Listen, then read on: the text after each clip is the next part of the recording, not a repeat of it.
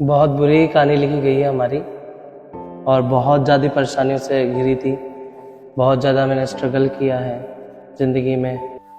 बहुत दुनिया के ताने सुने हैं, किन्नर, हिजड़ा, छक्का, मीठा, गुड़, बहुत लोगों ने बहुत टॉर्चर भी किया है। उसमें लोगों की जो मानसिकता है, जो सोचने की क्षमता है, वो बहुत डिफरेंट है। अभी भी हम उनके लिए एक इंसान नहीं है, एक जानवर है, हैवान है, कि अलग ही क्लेचर के, मतलब अलग ही किसी प्लेनेट के हम कोई एलियन है उनके लिए आज भी। क्योंकि ये है ही क्या, क्योंकि लोग बाग को यही पता है क्योंकि हिजड़े इस दुनिया के हैं ही नहीं। कि किन्नर का खर्चा कोई नहीं उठाता। किन्नर अगर जब समझदार हो जाती, खुद अपने फैमिली को छोड़ के आ जाती, तो उसको खुद के ऊपर खुद की जिम्मेदारियां आ जाती है। एक दिन के लिए हमारी शादी होती है अरावण देवता से और उसके नेक्स्ट डे हम विधवा हो जाती हूँ। बट हमारे इधर जब मंगलसूत्र और सिंदूर हम गुरु के नाम का लगाते हैं।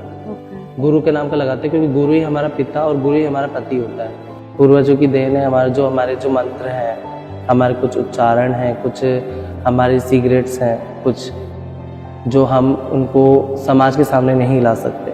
नमस्कार, मेरा नाम है पलक बंसल और आप देख रहे हैं प्लैनेट पहाड़। और आज हमारे साथ मौजूद हैं एक ऐसी शख्सियत जो अपनी पहचान को, अपनी गरिमा को और अपने खुद के कॉन्फिडेंस को दुनिया के सामने अलग दृष्टिकोण के साथ प्रस्तुत कर रही हैं, जो अपने आप में एक खास बात है।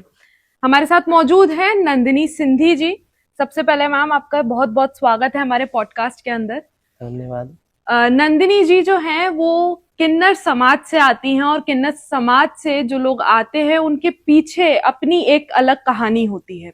सबसे पहले आपसे जानना चाहूंगी किस तरह से आपकी कहानी लिखी गई है भगवान द्वारा और कैसे आप आगे बढ़ी हैं? बहुत बुरी कहानी लिखी गई है हमारी और बहुत ज़्यादा परेशानियों से घिरी थी। बहुत ज़्यादा मैंने स्ट्रगल किया है ज़िंदगी में। बहुत दुनिया के ताने सुने हैं, किन्नर, हिजड़ा, छक्का, मीठा, गुड़, बहुत लोगों ने बहुत टॉर्चर भी किया है। बहुत ज़्यादा समय से घिरी हूँ और अब मतलब ऐसी है कि कुछ जीवन में करने के लिए कुछ भी नहीं बचा मेरे पास। तो हमारे जो पंकज सर हैं उसने हमें एक राह दी और बताया कि आई स्ट्रोक के बारे में। उसके बाद मेरी जर्नी स्टार्ट हुई। देखिए, आई स्टॉक के बारे में आपने बात की, किस तरीके का गेम है? और क्योंकि हम लोगों ने देखा है कि पिछले कुछ टाइम में जिस तरीके से एक्सेप्टेंस जो है गेम्स के अंदर आ रही है ट्रांसजेंडर की, क्या उससे आपको कोई फायदा मिला है अभी तक? आई स्ट्रोक एक गेम है जो खेलो इंडिया से जुड़ा हुआ है। उसमें हमारे एक टारगेट्स होते हैं और उसमें हिट्स करने होते हैं। एक स्टॉक होता है जी। जो ये पर्टिकुलर आई स्टॉक के नाम से कि बर्फ में खेला जाता है। उसमें कुछ टारगेट्स होते हैं, कुछ पॉइंट्स के साथ सर्किल बने हुए होते हैं जिसमें हमको उधर निशाना लगाना होता है।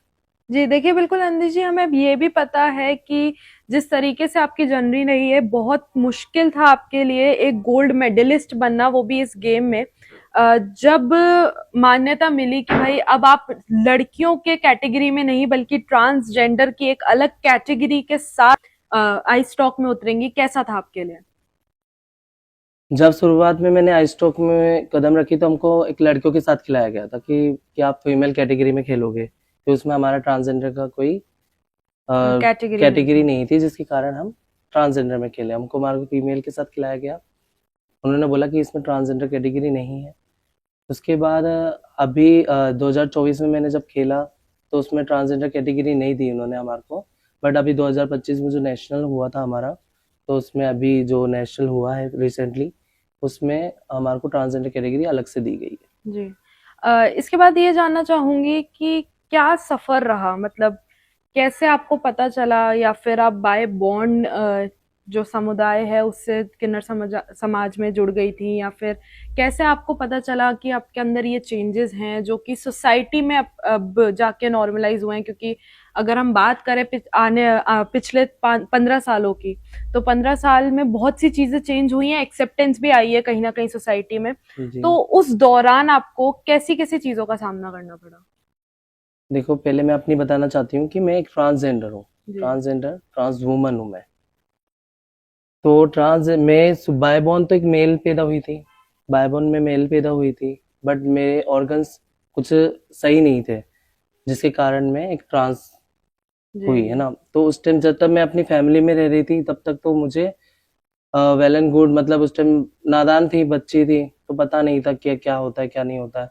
बस जिंदगी जी रही थी कैसे ना कैसे कर। बस ये ऐसा लगता था कि मैं अलग हूँ दुनिया से, कि मेरे जैसा कोई नहीं है। तो मुझे इतना नॉलेज नहीं था उस टाइम। तो बहुत छोटी उम्र में मैंने जिम्मेदारियां संभाली अपने फैमिली की। मेरे 5 भाई बहन हैं, जिसमें 2 बहनें हैं, बाकी 3 भाई हैं। जिनके कारण मतलब मैंने बहुत स्ट्रगल किया है कि मॉम डैड थे नहीं, तो उसमें मेरे को बाप का भी रोल निभाना था और माँ का भी रोल निभाना था। उसको मैंने पूरा स्ट्रगल को संभाल करके फिर निकली हूँ। तो मेरा अगला सवाल आपसे ये रहेगा, क्योंकि आपने बताया ना आपके मदर थे ना फादर थे, और फिर उसके बाद अगर आपने अपने भाई बहनों की जिम्मेदारी संभाली, फिर आपको पता चला कि भाई धीरे धीरे जब आपको रियलाइज हुआ कि आप कुछ अलग हैं, फिर उसके बाद आप जाकर इस समाज में गई, क्या बीती उन भाई बहनों पे के ऊपर, क्योंकि आपने बोला एक आप ही उनकी कर्ता धर्ता थी क्योंकि मदर फादर आपके थे नहीं। मैं एक बाय बर्थ मेल थी, बट फिजिकली जी। अंदर आत्मा से और मेरे ऑर्गन से मैं पूरी तरह से एक मेल नहीं थी। जब मेरे को ये बात पता चली करके कि मैं इसमें नहीं हूँ, मैं ट्रांस कैटेगरी में से हूँ, जब मैंने अपना GID करवाया डॉक्टर से, मानसिकता डॉक्टर से, कि मैं बाय बर्थ मेल तो पैदा हुई हूँ, बट मेरे ऑर्गन्स और कुछ हार्मोन्स की वजह से मैं फीमेल कैटेगरी से यानी ट्रांस कैटेगरी में आ गई हूँ। तो उसके बाद मैंने अपना ये डिसीजन लिया कि मैं अपनी फैमिली छोड़ करके अपने समाज, जो मेरा समाज खुद का समाज है, जो किन्नर समाज है, मैं उसमें जाऊंगी।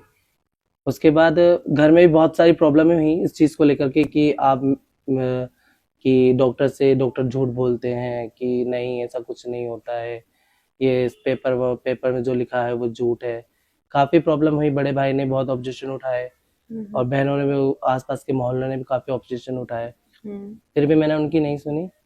अपनी जिम्मेदारियां पूरी करके ही मैं अपनी ट्रांस कैटेगरी में अपने समाज में गई। अपने समाज में जाकर के मैंने अपने आप को संभाला और लोगों को समझा। मैं जैसे जैसे हम जैसे लोग हैं ट्रांस, उनके साथ रही, उनके साथ रहन सहन सीखा और फिर मैं अपने किन्नर समाज में ज्वाइन हो गई। एक सवाल जरूर आपका से पूछना चाहूंगी मैं कि क्योंकि आपने बोला कि भाई मैंने पहले अपने घर वालों को बताया, फिर उसके बाद उनका ये था कि नहीं ऐसा कुछ भी नहीं है, फिर उसके बाद आप ट्रांसजेंडर कम्युनिटी में गई, फिर वहां पे आपने जाके रहन सहन सीखा करा। क्यों जरूरी है, क्या ये कंपलसेशन है कि अगर कोई ट्रांस है तो उसको उसी कम्युनिटी में जाके रहना पड़ेगा? क्यों आप नॉर्मल लोगों की तरह रहना आपने प्रेफर नहीं किया?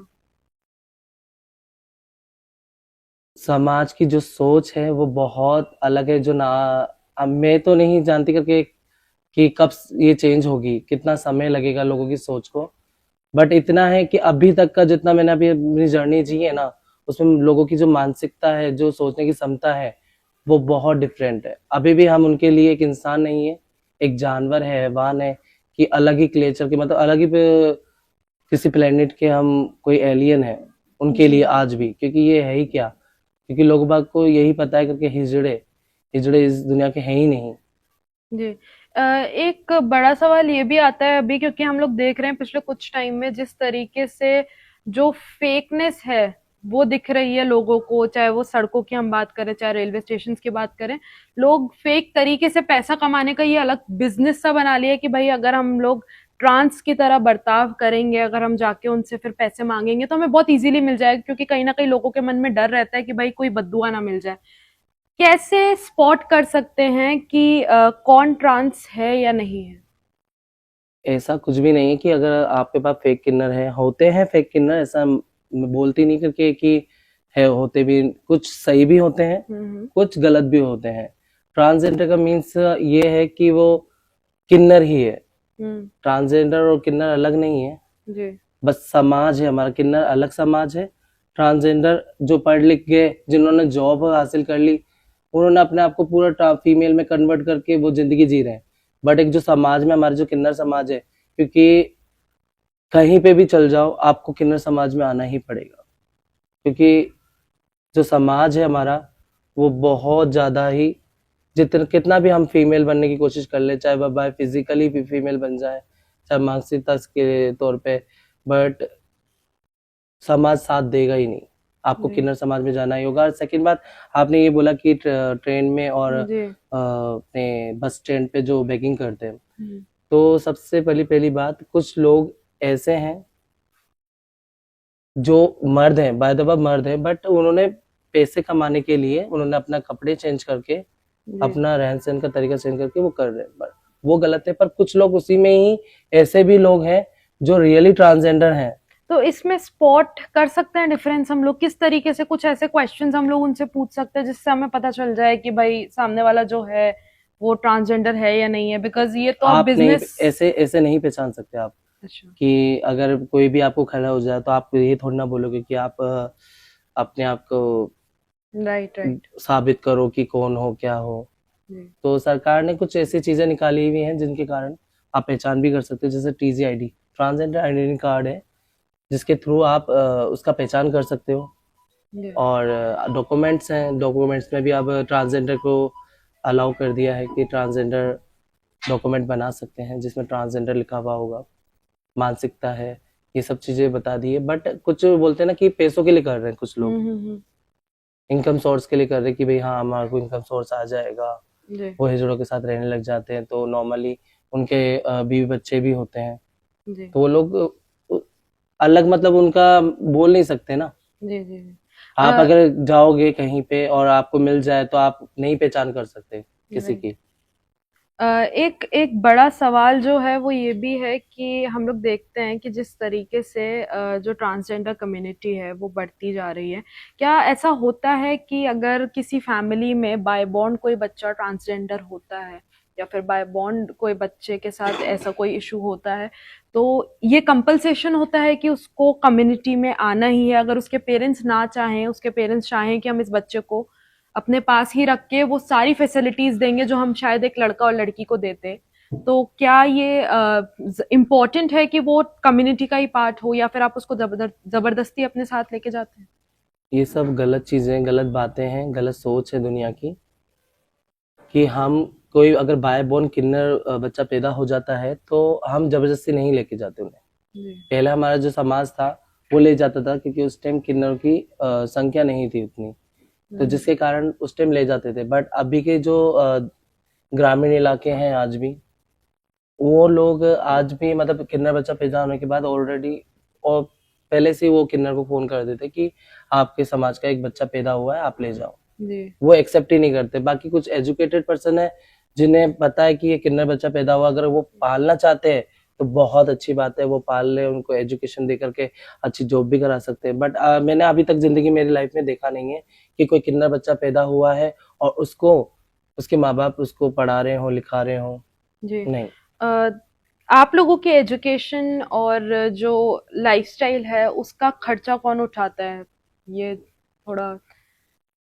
देखो, मैं एक बार बोलना चाहती हूँ कि किन्नर का खर्चा कोई नहीं उठाता। किन्नर अगर जब समझदार हो जाती है, खुद अपने फैमिली को छोड़ के आ जाती है, तो उसको खुद के ऊपर खुद की जिम्मेदारियां आ जाती है। जी किसी की आपकी कोई मतलब गुरु कोई माँ वगैरह भी होती है गुरु ऐसा? होती है। कुछ किन्नर ऐसे भी हैं जिनको इन चीजों से डर लगता है हम्म। कि नहीं, क्योंकि किन्नर में काफी चीजें हैं, काफी रूल्स है, स्ट्रिक्ट रूल्स है। जी जैसे समाज को लगता है कि कानून आप हमारे बस मेल और फीमेल के लिए, ऐसा नहीं है। हमारे ट्रांसजेंडर के अंदर भी कुछ ऐसे रूल्स हैं जिनको हमको उसका पालना करके ही आगे बढ़ना पड़ता है। और आप बोल रहे हो कि अगर इस गुरु होती है, तो हम्म। गुरु हम तब बनाते हैं जब हमें मार्गदर्शन, हर किसी की जिंदगी में एक गुरु चाहिए होता है, बिल्कुल। हर किसी को मार्गदर्शन चाहिए होता है। तो हमारे किन्नर समाज में भी ऐसा ही होता है कि गुरु बनाया जाता है, जिन्हें हमें वो जरिया देते हैं हम्म। कि आप कमा सकते हो। बधाई बस्ती जो हमारे पूर्वज करते हुए आ रहे हैं, राम जी के टाइम से करते हुए आ रहे हैं, कि जी बधाई मांगना और अपना बच्चे की बधाई लेना, शादी की बधाई लेना, कोई नया मकान बना उसकी बधाई लेना, वो हमारे पूर्वज से आ रहे हैं, वो हमारा कल्चर पूर्वज से है। क्योंकि आपने बधाइयों की बात की, हम लोग बहुत से ऐसे केसेस देखते हैं जहाँ जो किन्नर हैं वो जब बधाई लेने जाते हैं तो उनकी डिमांड्स कुछ ज्यादा, इतनी ज्यादा बढ़ जाती हैं कि सामने वाला जब पूरी नहीं करता है तो बहुत से केसेस ऐसे हम लोग देखते हैं कि वो लोग कपड़े खोलने लग जाते हैं। क्या कोई फिक्स अमाउंट है या फिर किसी भी तरीके से मांग ऐसा सकते हैं कोई आप लोग? अमाउंट नहीं है। अगर कोई गरीब है तो हम गरीब जैसा ही लेते हैं, कोई अमीर है तो अमीर जैसा देते हैं, जैसे ले लेते हैं, पर हम किसी के घर में चोरी नहीं करते, डाका नहीं डालते हैं। ये लोगों की सोच बन गई है, और अभी कुछ फेक्स वीडियोस बन गई हैं इंस्टाग्राम पे, जिसके थ्रू ये बोल रहे हैं कि 1100 500। ऐसा कोई रूल्स नहीं आया है, कोई वो नहीं दिया है इन्होंने, सरकार ने अभी तक। मतलब ऐसा है कि हम कभी जबरदस्ती करते नहीं है। हम जिद बहस करेंगे आपसे, जी क्योंकि आप में पता है आपकी अच्छी जॉब है। हम गरीब से भी तो गरीब जैसा ही लेते हैं ना, उनसे तो नहीं लेते।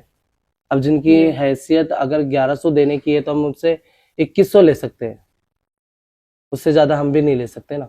जी। तो कुछ अमीर लोग होते हैं तो उनसे उनके जैसा लेते हैं।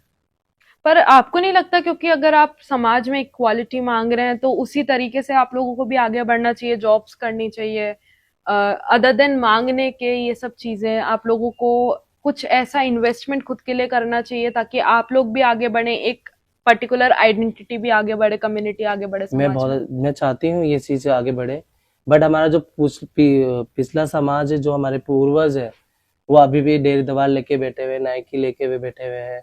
उन्होंने अपना पूरी जिंदगी उसमें निकाल दी है। तो वो राम जी के टाइम से चल रहा है, हमारे पूर्वजों के टाइम से चल रहा है, वो एक प्रथा हो गई हमारी, ठीक है। बट आने वाली जनरेशन के लिए मैं ये चाहती हूँ कि वो एजुकेटेड भी हो। सबसे पहले शिक्षा की बहुत जरूरी होती है, शिक्षा है तो सब चीजें आपके पास। तो शिक्षा की बहुत हमारे जो कम्युनिटी में 95% अनएजुकेटेड है, एजुकेटेड है ही नहीं। जी हमारे पूर्वज को किसी को भी उठा लो आप, वो अनएजुकेटेड ही हैं। उनको जो समाज चलते हुए आ रहा हमारा, वो समाज में ही जुड़े हुए हैं।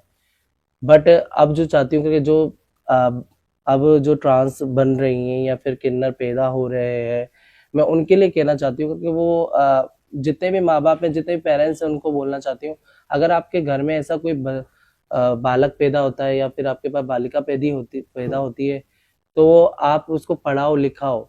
वो भी एक समाज का सदस्य ही है, कोई जी अलग नहीं है, कोई हैवान नहीं है, कोई जानवर नहीं, कोई एलियन नहीं है। जी। आपके ही बच्चे हैं वो लोग।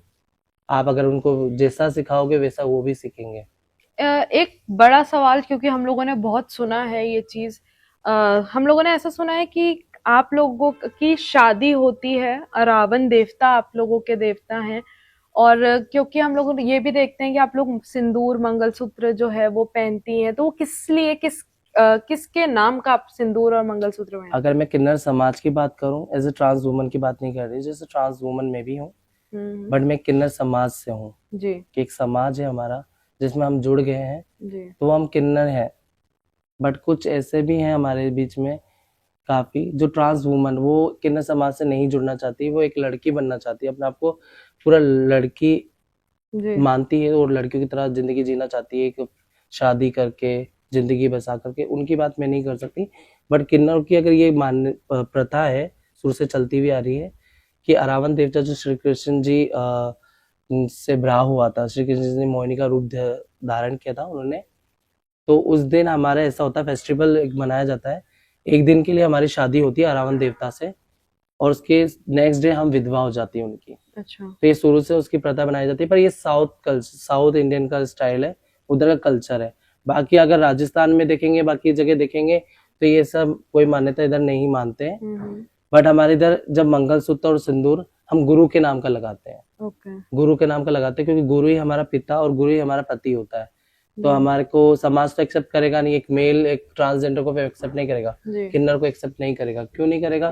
क्योंकि उसको एक वंश बढ़ाने के लिए एक बच्चा भी चाहिए, जो हम नहीं दे सकते। जी हमको एक बांझ औरत बोल सकते हो आप, ठीक है। और हम आधे फीमेल आधे मेल हैं, हम पूरी तरीके से गर्ल्स नहीं बन सकते। कितना भी हम सर्जरी, कितने भी अपने आप को चेंज कर ले, बट हम पूरी तरह से फीमेल नहीं बन सकते। तो इस चक्कर में हम अपने पिता पति सब अपना विश्वास जो करते हैं ना, हम हमारे गुरु पे करते हैं। तो उसी का नाम का मंगलसूत्र, उसी के नाम का सिंदूर हम धारण करते हैं। एक जो चीज बहुत ज्यादा सुनी गई है, मानी गई है, ऐसा माना जाता है कि कामाख्या देवी मंदिर में जब माँ को 3 दिन की महाबरी जब आती है, उस टाइम पे आप लोगों की कोई साधना चलती है, इसके साथ ही गुप्त नवरात्रों में भी साधना चलती है, इसके बारे में कुछ बताओ। देखो, गुप्त नवरात्रे जो हमारे किन्नर समाज में करते हैं, और कामाख्या देवी की भी साधना करते हैं, बट मैं इनको कुछ हमारी पर्सनल चीज़ें हैं, वो मैं आपको उन चीज़ों के बारे में बता नहीं सकती, क्योंकि ये हमारा समाज का विधि विधान है जो मैं नहीं आपको बता सकती। तो इसके पीछे का रीजन क्यों, मतलब क्या शक्तियों के लिए, कैसे, ऐसा कुछ मतलब मिस्टीरियस ये है या हमारा क्या? देखो हमारे पूर्वज की देन है, पूर्वजों की देन है, हमारे जो मंत्र हैं, हमारे कुछ उच्चारण हैं, कुछ हमारे सीक्रेट्स हैं, कुछ जी, जो हम उनको समाज के सामने नहीं ला सकते। जी। एक बड़ा सवाल ये भी उठता है, हम लोगों ने देखा है कि जब आप लोग बधाइयाँ देते हैं तो एक जो सबसे कॉमन चीज जो हम लोगों ने सुनी भी है और बहुत लकी भी मानी जाती है, वो है जब कोई भी सिक्का जो है वो आप दांत से चबाकर अगर किसी को देते हैं तो शायद उसके जीवन में दुख संकट उससे बहुत दूर रहते हैं। इसके बारे में कुछ बताइए। बिल्कुल, बिल्कुल आप सही बोल रहे हो कि हम जब सिक्का चबा के देते हैं, जब ऐसा नहीं है कि आप माँगो और हम दे दें आपको, हाँ। ऐसा नहीं। कोई भी किन्नर अगर किसी का नेचर कोई चाहे वो मर्द हो, चाहे वो औरत हो, किसी का भी नेचर हमें अच्छा लगता है, हमारे प्रति हमारे को अच्छा उन्होंने किया, और या फिर हमें दुःख में लगता है वो जी। पर्सन, अगर हमारे को लग रहा है कि बहुत परेशानी में है और हमें समझ आ रहा है वो कि हाँ परेशानी में है। अगर हमने हमारे मन से वो सिक्का हमारे दांत के नीचे दबाकर और चिड़ी से निकाल करके अगर हम किसी को देते हैं तो वो बहुत शुभ होता है, क्योंकि उसमें हम अपने मंत्र, हमारे इष्ट देवताओं को याद करके हम अपनी परेशानी को छोड़ करके उसकी परेशानी को समझ करके हम वो देते हैं। जी। अ, एक चीज मैं आपसे ये पूछना चाहती हूँ कि क्या ऐसा टर्निंग पॉइंट रहा आपकी लाइफ में, किसका आशीर्वाद रहा जिसकी वजह से आप इतने ब्लेस्ड हो अब कि आपने अपने आप अपने बलबूते पर एक मेडल तो जीता ही है, इसके साथ साथ अब जो एक कॉन्फिडेंट नंदिनी हम हमारे सामने देख रहे हैं, इसके पीछे का राज? बताती हूँ, जब किन्नर समाज से जब मैंने देखा कि कब तक मैं करूँगी, और मैंने जब आखिर किन्नौर की ज़िंदगी देखी, जैसे मेरे को कुछ ट्रांसजेंडर मेरे को माँ बोलते हैं, तो मैं उनकी माँ भी हूँ। 5 जने हैं, 5 चेले हैं मेरे, जो वो मेरे को माँ बोलते हैं, बट मैं उनको इस समाज में नहीं लाना चाहती, क्योंकि ये समाज में रूल रेगुलेशन और ये बहुत चीज़ें ऐसी हैं जो नहीं मैं आपको इस मीडिया के सामने बोल सकती, पर मैं नहीं चाहती कि वो उस लाइन में आए, तो मैं इसको अलग हटा करके अपनी ज़िंदगी जीना चाहती थी, बच्चों को अलग लेके जाना चाहती थी। बट मेरे से ये सब चीज़ें जो समाज चल रहा था मेरे साथ, वो मेरे से सहने नहीं था। तो मैं गरिमा गृह गई थी, जो पुष्पा का एनजीओ है, पुष्पा माई का एनजीओ है, जिसमें हम बच्चे रहते हैं। बट तो अब वाइंड अप हो गया, वो बंद हो गया एक्चुअली, कि उसमें हमारे एम एस पंकज जी हैं, जो डांस टीचर थे। उन्होंने निःशुल्क उधर डांसिंग सिखाई है बच्चों को, तो उनसे मेरी मुलाकात हुई थी। उन्होंने मेरे को एक बताया था कि आइस स्टॉक के बारे में, कि एक गेम है जिसको तुम अचीव कर सकते हो, जिसको खेल सकते हो, जिसको में तुम्हारा नाम बन सकता है, तुम्हें अच्छा एक प्लेटफॉर्म मिल सकता है। उन्होंने मेरे को मार्गदर्शन किया था इस चीज़ के लिए। आ, क्या कहना चाहेंगी उन सारी लड़कियों को जो आपकी तरह ही कहीं ना कहीं उनके अंदर एक नंदिनी छुपी हुई है उसकी?